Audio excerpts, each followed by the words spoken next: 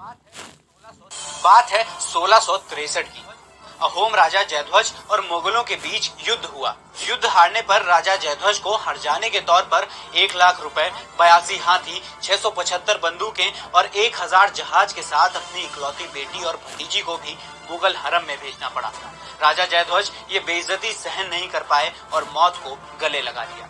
इस घटना को बीते 8 साल भी नहीं हुए थे। अहोम योद्धाओं ने मुगल सेना को हराकर बदला ले लिया।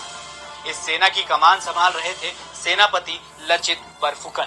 आज लचित की 400वीं जयंती के मौके पर दिल्ली के विज्ञान भवन में लचित दिवस मनाया जा रहा है। तो आइए जानते हैं लचित बरफुकन और मुगलों से जुड़ी उनकी जंग की पूरी कहानी। मुगलों के साथ अहोम साम्राज्य के संघर्ष की कहानी लचित के जन्म से करीब 6 साल पहले ही शुरू हो चुकी थी।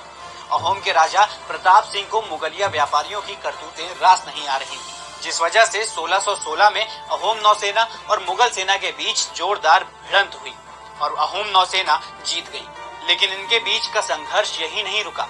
1618 में एक बार फिर दोनों सेनाओं के बीच भिड़ंत हुई, लेकिन इस बार अहोम सेना हार गई। संघर्ष बढ़ता गया और 1639 में जाकर एक संधि पर रुका। संधि के तहत दोनों पक्षों ने असम में अपनी सीमा तय कर ली। इसके बाद 1648 में जयध्वज सिंह अहोम साम्राज्य के राजा बने और दिल्ली में शाहजहां के बेटों के बीच की लड़ाई का फायदा उठाते हुए मुगलों को असम से खदेड़ दिया, जिस वजह से मुगलों और अहोम के बीच दोबारा से युद्ध छिड़ गया और अहोम सेना बुरी तरह हार गई। फिर अहोम साम्राज्य के अगले उत्तराधिकारी चक्रध्वज सिंह ने बिखरी हुई सेना को इकट्ठा किया और कमांडर इन चीफ बनाया लचित बरफुकन को। अगस्त 1667 में लचित बरफुकन के नेतृत्व में अहोम सेना ने गुवाहाटी की ओर कूच किया।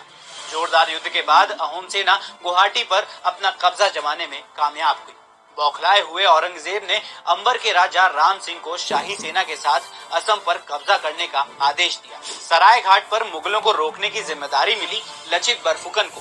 गंभीर रूप से बीमार होने के बावजूद लचित अपने नौसैनिकों और जहाजों के साथ मुनव्वर खान का सामना करने पहुंच गया और उसके नौसैनिकों को घेर लिया और एक ही गोली में जहाज पर बैठकर हुक्का पी रहे कमांडर मुनव्वर खान को ढेर कर दिया और सराय घाटी के युद्ध में